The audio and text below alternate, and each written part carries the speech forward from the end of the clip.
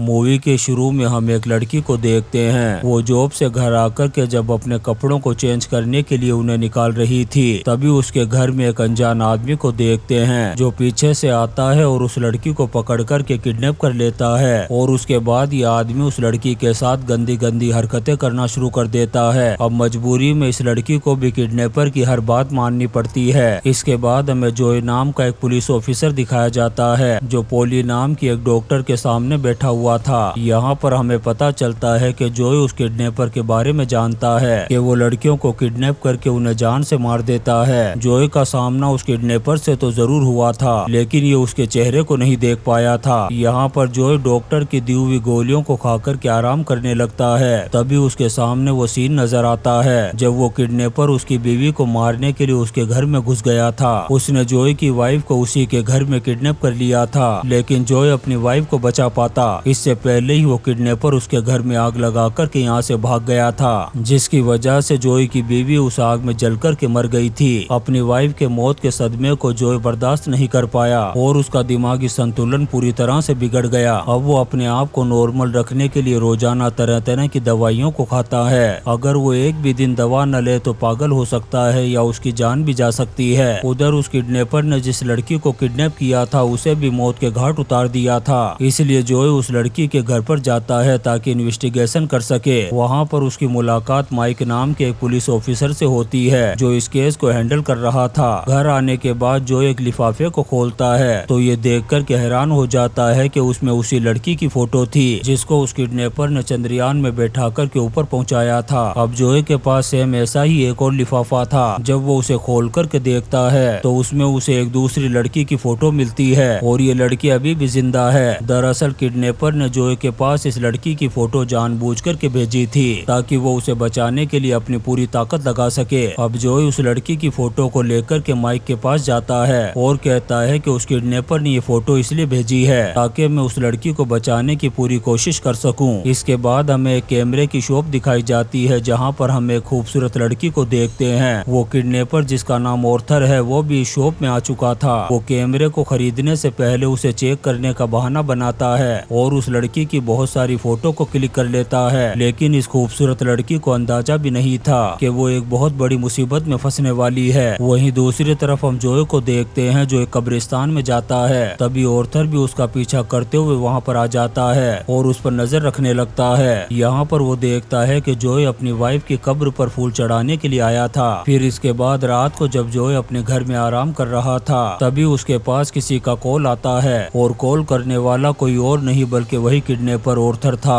वो जॉय से कहता है कि बेटा तुम मुझसे बचकर के ज्यादा दूर नहीं भाग सकेगा। साथ ही ये भी बताता है कि हम दोनों फ्लोरिडा में रहते थे और तुम वहाँ से भाग कर के यहाँ पर आ गए और मजबूर होकर के मुझे भी तुम्हारे पीछे यहाँ आना पड़ा। वो जॉय से कहता है कि अब जिस लड़की का मैं शिकार करने वाला हूँ जल्दी ही उसकी फोटो तुम्हारे पास पहुँच जाएगी। अब जैसे ही सुबह होती है जॉय को एक लड़की की फोटो मिलती है। ये उसी कैमरे की शॉप वाली लड़की की फोटो थी। जॉय फौरन इस फोटो को लेकर के माइक के पास जाता है। माइक भी इस लड़की को बचाने के लिए प्रेस वालों की हेल्प मांगता है। अब प्रेस वाले उस लड़की की फोटो को टीवी पर दिखाना शुरू कर देते हैं ताकि आसानी से उस लड़की का पता चल सके और उसकी जान बचा सके। लेकिन इतने बड़े शहर में उस लड़की को ढूंढ पाना ये कोई आसान काम नहीं था। जॉय उस लड़की की फोटो को गौर से देख कर के उसमें कुछ ढूंढने की कोशिश करता है। उस लड़की के चश्मे में कुछ नजर तो आता है लेकिन साफ दिखाई नहीं दे रहा था। अब ये लोग अलग अलग शॉप पर जाकर के उस लड़की के बारे में पूछताछ करने लगते हैं। सुबह के 8:30 बज चुके थे और उस किडनैपर ने जॉय को उस लड़की को बचाने के लिए 9 बजे तक का टाइम दिया था। अब पुलिस वाले उस लड़की को ढूंढते हुए उस मॉल में पहुंच चुके थे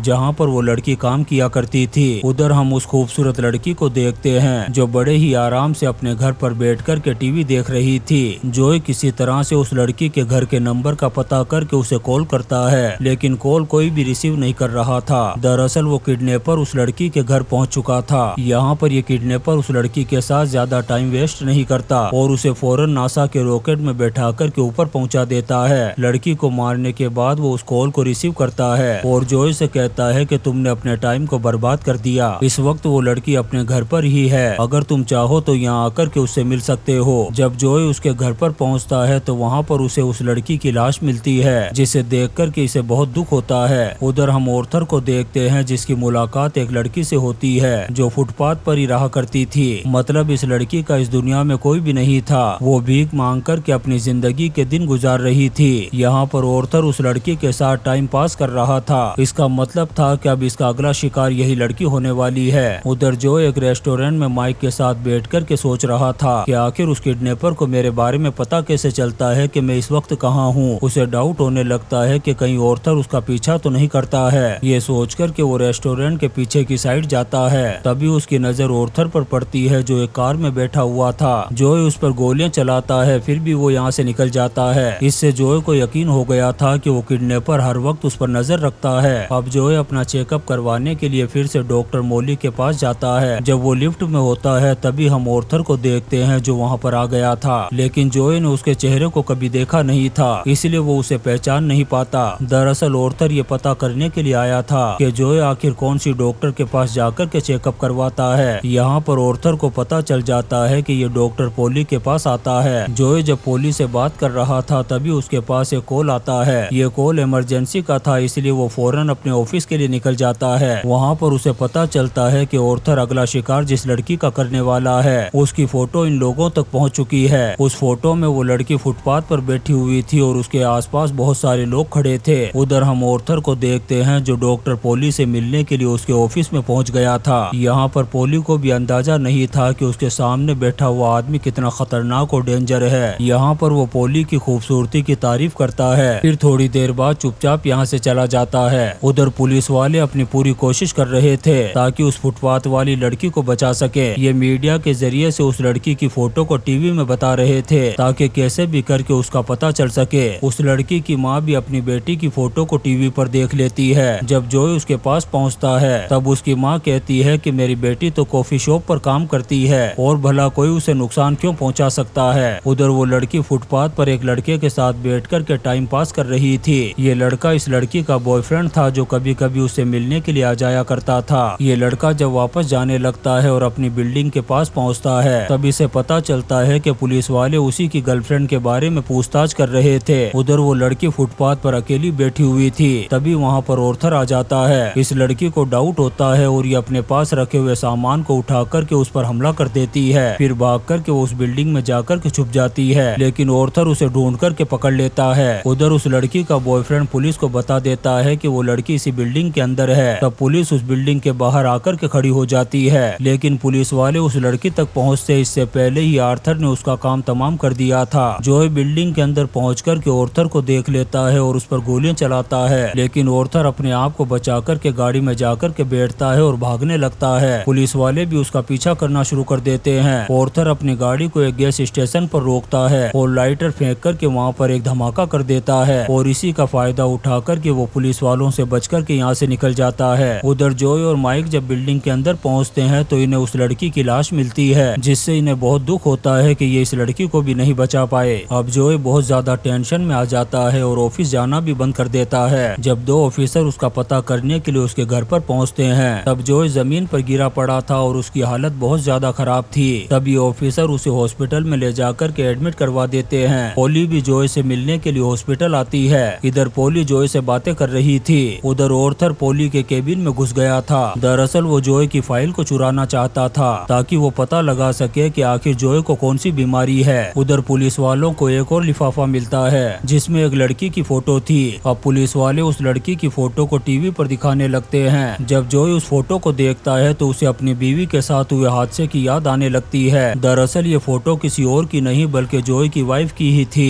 इससे जोए समझ जाता है कि आखिर वो किडनैपर क्या चाहता है। अब वो फौरन अपनी वाइफ की कब्र पर पहुंचता है जहां पर उसकी मुलाकात ऑर्थर से होती है। ऑर्थर के चेहरे को देख कर के उसे याद आता है कि ये तो मेरे सामने कई बार आ चुका है। यहाँ पर ऑर्थर जोए से कहता है कि मैं तुम्हारी वाइफ को जान से नहीं मारना चाहता था बल्कि उसके साथ थोड़ी देर तक वक्त बिताना चाहता था और तुम्हारे घर में आग भी अपने आप ही लगी थी। इसके बाद वो पोली का कार्ड दिखाते हुए कहता है कि तुम अपनी वाइफ को तो खो चुके हो लेकिन इस डॉक्टर पोली को कभी नहीं खोना चाहोगे। अगर तुम इसे बचाना चाहते हो तो तुम्हें वही करना होगा जैसा मैं कहूँगा। ये सुनकर के जोए अपनी गन ऑर्थर को दे देता है और उसके साथ कहीं जाने के लिए चल देता है। ऑर्थर उसे उस जगह पर लेकर के जाता है जहाँ पर उसने पोली को रखा हुआ था। यहाँ पर जोए के पास हम एक फोन को देखते हैं जिसे वो चुपके से नंबर डायल करके माइक को लगा देता है। अब इनकी की बातों को सुनने के बाद माइक को पता चल जाता है। इससे माइक को पता चल जाता है कि जोए इस वक्त किडनैपर के साथ है। अब वो जोए के फोन को ट्रैक करवा कर के लोकेशन का पता लगा लेता है और बहुत सारी पुलिस को लेकर के उस जगह पर पहुंच जाता है। उधर ऑर्थर जोए के सामने पोली को लाता है और उसे टॉर्चर करना शुरू कर देता है। जब जोए उसे ऐसा करने से मना करता है तो ऑर्थर उसके पैर में गोली मार देता है।